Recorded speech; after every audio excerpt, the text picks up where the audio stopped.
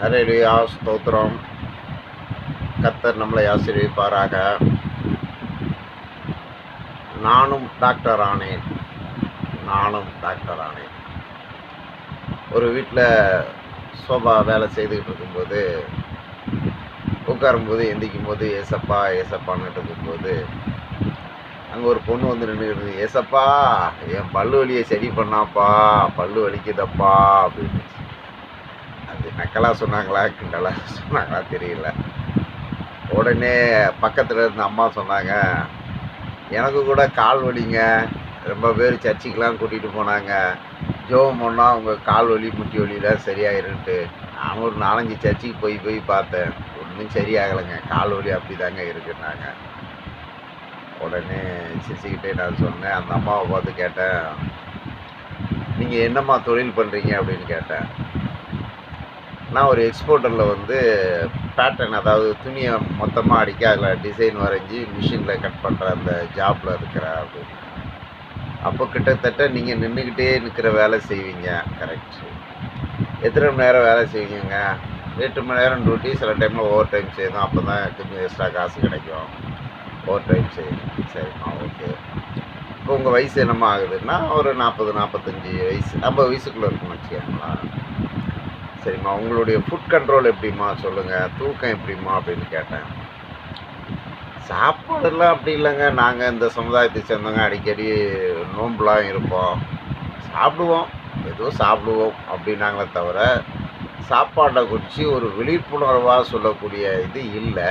So நான் பார்க்குற இடங்கள்லையும் வசதியானவங்க, வசதி இல்லாதவங்க, நார்மல் ஆனவங்க, கிட்டத்தட்ட எனக்கு தெரிஞ்சு கொஞ்சம் வியாதியாக இருக்கிறவங்கள ஒரு 80% சரியான டைமிங், நல்ல ஹெல்த்தான சாப்பாடே கிடையாது. சேமிப்பு பண்ணணும், மிச்சம் பண்ணணும், சீட்டு போடணும், அதை பண்ணணும் சொல்லி ஏதோ ஒரு பேருக்கு தான் சாப்பிட்றாங்களே தவிர சத்தான உணவு சாப்பிட்றது இல்லை. நானும் ஒரு காலத்தில் அப்படி தான். அப்புறம் அந்த நேரியா சரி கொஞ்சம் இருங்க அப்படின்னு சொல்லி அந்த பாப்பாக்கிட்ட வந்தேன். பாப்பாம்மா, அங்கிள் வந்து படிப்பு 6 தான். நான் அந்த மாதிரி போகிற இடங்களில் உங்களை மாதிரி பேசுகிறவங்கக்கிட்ட மட்டும் பேசி நல்லதை கற்றுக்கிடுவேன். அந்த மாதிரி எனக்கு கொஞ்சம் ஹார்ட் ஒர்க் இருக்கும்போது பல்லில் வந்து ரத்தமாக வந்துக்கிட்டு இருந்துச்சு, சைடில் ஈரல் மாதிரி கட்டிக்கிட்டு. அப்போ அங்கே ஒரு வயசான பெரியவங்க இருந்தாங்க, பல்லில் ரத்தம் வருதுண்ணா, அதெல்லாம் ஒன்றும் செய்யாது தம்பி, நான் ஒரு சொல்கிற வைத்தியத்தை செய்ய அப்படின்னாங்க. சொல்லுங்க ஐயா அப்படின்னேன். கொஞ்சம் மஞ்சள் எடுத்துக்கா, அதில் போட்டுட்டு கொஞ்சம் உப்பு போட்டுக்கா, அது ரெண்டையும் நல்லா மிக்ஸ் பண்ணிவிட்டு ப்ரெஷ்ஷை வச்சு அந்த இடத்துல தேய்ச்சின்னா, அதாவது ப்ரெஷ் வச்சாலே போதும், அந்த உப்புக்கும் மஞ்சள் தூளுக்கும் நீராக ஊற்றும். அதை அப்படியே லேசாக நீ கையில் தேய்ச்சா சரி, இல்லை ப்ரெஷ் வச்சு தேய்க்கிறாலும், ஆரம்ப ஸ்டேஜில் ப்ரெஷ் வச்சு தேய்க்கலாம். அப்படியே லேசாக தேய்ச்சிட்டு வந்தாலே அந்த நீரெல்லாம் வர 2 நாள் 3 நாள் நீ பண்ணிட்டாலே நார்மலாயிரும். அப்புறம் நீ பேஸ்ட்டு போட்டு தேய்க்க ஆரம்பிக்கி அப்படின்னு சொன்னாங்க. அதே மாதிரி நான் வீட்டில் வந்தேன், லேசாக மஞ்சத்தூளை போட்டேன், உப்பை போட்டேன், 2-3 நாள் தேய்ச்சிட்டு இருந்தேன், என் அளவுக்கு பல்வலி ஆயிடுச்சு. இப்போ அந்த மாதிரி ரத்த பிரச்சனை வந்தாலே நான் இதைத்தான் பண்ணுறேன். ஸோ இது அந்த பெரியவர் எனக்கு சொன்னார், நான் செய்தேன். நீங்கள் செய்கிறதா இருந்தால் இதெல்லாம் மெடிசன் சம்மந்தப்பட்டதுனால டாக்டர்கிட்டையும் கேட்டுக்காங்க. ஏன்னா அது ஏதாவது ஏடாகுடமாச்சுன்னா என்னத்தையும் உள்ளே வச்சிடக்கூடாது இல்லையா. எனக்கு கரெக்டாக இருந்துச்சு. ஸோ மஞ்சள் நம்ம சாப்பிட்ற பொருள் தான், உப்பு நம்ம சாப்பிட்ற பொருள் தான், அதனால் எஃபெக்ட் வர்றது கம்மியாக இருக்கலாம், இருந்தாலும் டாக்டரை கேட்டு செய்யுங்க. அதை தாம்மா நான் ஃபாலோ பண்ணேன். இப்போ அம்மாவுக்கு வைத்தியத்துக்கு வர்றேன் அப்படின்னா, பைபிளில் ஒரு வசனம் இருக்குது, கல்லை பேய்க்கிறவன் கல்லால் காயப்படுவான், மரத்தை பேய்க்கிறவன் மரத்தால் காயப்படுவான். இப்போ உதாரணத்துக்கு அங்கிள் வேலை செய்கிற அந்த பாருங்கள், கையெல்லாம் தேய்ப்பு வந்துருக்கு, ஏன்னா கத்திரி பிடிச்சி உட்காந்து எந்திக்கிறதுனால ஹார்ட் ஒர்க் பண்ணுற இடங்கள் வந்து தேய்மானம் ஆகுது. அப்போ அது காயப்படுறது தான். இது சும்மாவே இருந்தவங்களுக்கு ஒன்றும் தேய்மானம் ஆக போகிறது கிடையாது, அவங்க பாலிஷாக இருப்பாங்க, அது அவங்களுக்கு பரம்பரை சொத்து இருக்கலாம். ஸோ அப்போது நல்ல உணவு எடுக்கணும். நல்ல உணவு சாப்பிட்டாதான் நம்ம நல்ல ஹெல்த்தியாக இருக்க முடியும். அந்த நல்ல உணவுங்கிறது கறி மீன் தானுங்கிறது இல்லை. ஒரு கராத்தே மாஸ்டர்கிட்ட நான் பேசிட்டு போது சொன்னார், வெறி கொண்டு அடிக்கிறவனுக்கு எந்த கராத்தே கும்கும் ஒன்றும் செய்யாது. ஸோ அவனுக்கு வெறி தான். அதே மாதிரி நம்ம நல்ல உணவுகள் எதுன்னு கேட்டால், பசிக்கும் போது நேரத்துக்கு ஏதாவது சாப்பிட்றணும். அது பட்னி போடுறது, உபவாசம் இருக்கிறதுலாம் இருக்கலாம். அது ஹெல்த்தாக இருந்தால் இருக்கலாம். ஹெல்த் இல்லாமல் உபவாசங்கள் இருக்கிறது நல்லதில்லை. ஏன்னா வேதத்தில் சொல்லுவது நீ உபவாசம் இருக்கிற வரைக்கும் உன் சட்டை வெண்மையாகவும் தலை எண்ணெய் குறையாமலும் இருக்கணும்னு இருக்குது. பெருமைக்கெலாம் நம்ம உபவாசம் இருக்கக்கூடாது. இப்போ டைமிங் சாப்பிட்றீங்களான்னு கேட்ட போது அந்த பாப்பாவே அம்மா அங்கிள் இது ஒரு சரியான கஞ்ச பண்ணார் அங்கிள், ஒழுங்காக சாப்பிடவே சாப்பிடாது, வெறும் பட்னி கிடக்கும். அப்புறம் கால் வலி வராமல் என்ன பண்ணோம்? அப்போ நீங்கள் நின்றுக்கிட்டே வேலை செய்கிறீங்க, வேலை செய்கிற நேரத்தில் ஹெல்த்தான சாப்பாடு இல்லைன்னா கால் வலி வரதான் செய்யும். கிட்டத்தட்ட 80 பேர் வியாதிக்கு அடிப்படை காரணம் சரியான டைமிங் தூங்குறது இல்லை, டைமிங் சாப்பிட்றது இல்லை, ஹெல்த்துக்கு முக்கியத்துவம் கொடுக்காத காரணத்தால் வியாதிகள் வருது. அது கடவுள்கிட்ட போய் ஜெபம் பண்ணால் ஆகலாம், ஆனாலும் நீங்கள் ஹெல்த்தாக சாப்பிட்டா தான் உங்கள் உடலுக்கு நல்லது அப்படின்னு சொன்னோம். அதுக்கப்புறம் இப்போ நான் சொல்ல போனோம்னா, இப்போ நான் இந்த போகிற இடங்களில் வந்து ஏதாவது நல்லதை கேட்டு தெரிஞ்சுக்கிட்டதுனால இப்போ நான் ஒரு 12 வருஷமாக காலையிலே எழுந்திரிச்ச உடனே ட்ரில் பண்ணுறேன். நல்லா எக்ஸசைஸ் பண்ணுவேன், ஒரு 5 நிமிஷம் ஹார்ட் பெட்டு கொடுப்பேன். இதெல்லாம் கொடுத்துட்டு போகிறதுனால எனக்கு உடல் ஹெல்த்தாக இருக்குது. இப்போ எனக்கு வயசு 56 ஆச்சு. என்ன மாதிரி ஈக்குவலிஸ்ட் இளைஞர்களில் பார்க்கும்போது என் நண்பரை ஒருத்தரை பார்த்தேன். அவன் நல்ல ஃபேமிலி வசதியானவன், நல்ல கார் இருக்குதுன்னு வசதியாக இருக்கான். அவங்க வீட்டில் சோபா அடிக்கும் போது நான் உட்காந்து எந்திரிச்ச உடனே அவன் வந்து என் காதுகிட்ட சொன்னான், உன்னை பார்த்தா எனக்கு பொறாமையாக இருக்குது. என்ன, நான் டைனிங் டேபிளாக உட்காந்து சாப்பிட முடியும், தரையிலலாம் உட்காந்து சாப்பிட முடியாது, ஆனால் நீ கீழே உட்காந்து எந்திரிக்கிறியே அப்படின்னுக்கும்போது எனக்குள்ள ஒரு சந்தோஷம்.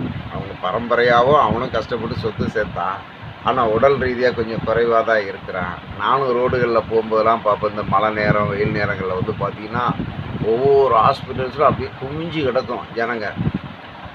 இதுக்கு தான் நீட்டு தேர்வு எழுதி படிக்கிறாங்களோ, நாம் பார்த்துட்டு போயிட்டே வருவோம். நம்மளுக்கு இந்த மழையில் நனைஞ்சாலும் கூட கிட்டத்தட்ட ஒரு 90% சளி கிளி எதுவும் வராது. ஏன்னா நம்ம டெய்லி எக்ஸசைஸ் பண்ணுறோம்.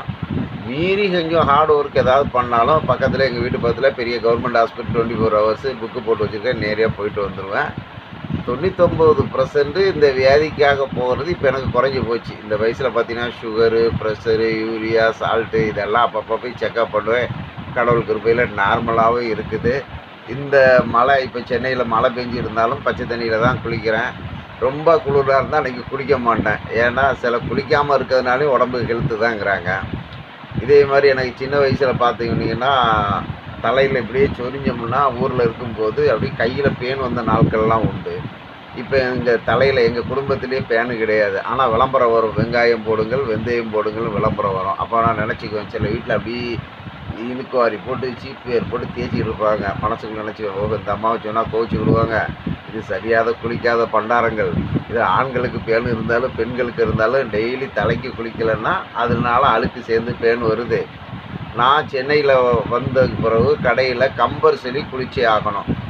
நம்மளுக்கு உடம்பு சரியில்லை, இல்லை இந்த மாதிரி குளிர் ஓவராக இருக்குன்னா அன்னைக்கு உடம்பு சும்மா இது பண்ணிக்கிடுவோமே தவிர மிக்க நாட்கள் 80%லேருந்து 90% கம்பல்சரி காலையிலையும் குளிச்சிடுவோம். சாயந்தரம் ரொம்ப ஹீட்டாக இருந்தால் சாயந்தரமும் குளிச்சிடுவோம். நார்மலாக இருந்தால் நார்மலாக நம்ம பாடியே நம்மளுக்கு சொல்லும் இப்போ குளிக்கலாம் குளிக்க வேண்டாங்கிறது அதனுடைய ஒரு எஃபெக்டஸ் தெரியும். ஸோ ரொம்ப குளிர் தெரிகிற மாதிரி இருந்தால் குளிக்க வேண்டாம். ஆனால் வெந்நி வச்சு குளிக்கிற வாய்ப்பே கிடையாது. 99% பச்சை தண்ணியில் குளிச்சிடுவேன். அது அந்த 1 மணி நேரம் எக்ஸசைஸ் பண்ணும்போது ஆட்டோமேட்டிக்காக உடம்பு ஹீட் ஆகிடும். இந்த எக்ஸசைஸை யாரெல்லாம் பண்ணுறாங்கன்னு கேட்டால், நம்ம காலையிலே எந்திக்கிறோம், பல்ல விளக்குறோம், ப்ரெஷ்ஷை பண்ணுறோம், ஏதோ டிஃபனை சாப்பிட்றோம், வேலைக்கு போகிறோம். கடினமான உழைப்பும் கடினமான மனசு இருந்தால் ஃபைனான்ஸு சேர்ந்துடும். அந்த கடினமான மனசு இருந்தால் கடவுளுக்கு தூரமாகிடுவோம். ஏன்னா இரக்கம் உள்ள மனசும் இரக்கம் உள்ள இதயங்கிறது தான் இறைவன் இருப்பான். இறைவனுடைய ஆசீர்வாதங்கள் கிடைக்கும். அப்போ நம்ம இரக்கம் உள்ளவங்களாகவும் இருக்கணும், கடின உழைப்பாளியும் இருக்கணும், நேரத்துக்கு சாப்பிடணும், நேரத்துக்கு தூங்கணும். அது தூங்கும்போது நம்மளுக்கு நல்ல ஹெல்த்து கிடைக்கிது. ஸோ இப்போ நமக்கு நாம தான் டாக்டரு. அப்போ நம்மளுக்கு ஒவ்வொரு வேதியியல் வர்றதுக்கு காரணங்கள் இருக்குது. அதுதான் வேதம் சொல்லுது, கல்லை பிறக்கிறவன் கல்லால் காயப்படுவான், மரத்தை பிறக்கிறவன் மரத்தால் காயப்படுவான். இப்போ நம்ம டைமிங் சரியாக சாப்பிடலாம், அல்சர் வேதி வருது. சரியாக பல் விளக்காமல் வைக்காமல் இருந்தோம்னா பல் சம்மந்தப்பட்ட வேதி வருது. தலைக்கு சரியாக எண்ணெய் தேய்ச்சி எக்ஸசைஸ் கொடுக்கலன்னா தலைமுடி சம்மந்தப்பட்ட தலைவலி சம்மந்தப்பட்ட வேதிகள் வருது. அப்போ எல்லா வேதிக்கும் அடிப்படை காரணங்கள் வந்து சரியான தூக்கம், சரியான உழைப்பு, சரியான ஆகாரம் இல்லாதனால தான் காரணமாக இருக்குங்கிறத கொஞ்சம் தெரிஞ்சுக்கிட்டேன். இதை சில பேர்கிட்ட சொன்னாலும் இந்த வீடியோ பார்க்குற மாதிரி தான், இவன் ஒருத்தன் புலம்புறான் அப்படின்னு தள்ளி விடுற மாதிரி சொல்லும்போதே கேட்க மாட்டாங்க. சரி, கேட்காதவங்கள போய் நம்ம ஒன்றும் பண்ண முடியாது. ஏன்னா எல்லோரும் பிழைக்கணும், டாக்டரும் வாழணும். அவங்க பல கோடி கொடுத்து படிச்சுட்டு வந்துட்டு வியாதியே இல்லைன்னா அவங்க எப்படி பிழைக்கிறது, உலகம் எப்படி ரன் ஆகுறது? ஸோ எல்லோரும் வாழணும். நல்லா இருக்குன்னு ஆசைப்படுறவங்க கடவுளை நம்புங்க. உங்களை நீங்கள் நேசிங்க. உங்கள் உடம்புக்கு நல்லா ஆகாரம் கொடுங்க. நல்லா தூங்குங்க. ஹாப்பியாக இருங்க. கர்த்தர் நம்மளை ஆசீர்வதிப்பாராக. அல்லேலூயா.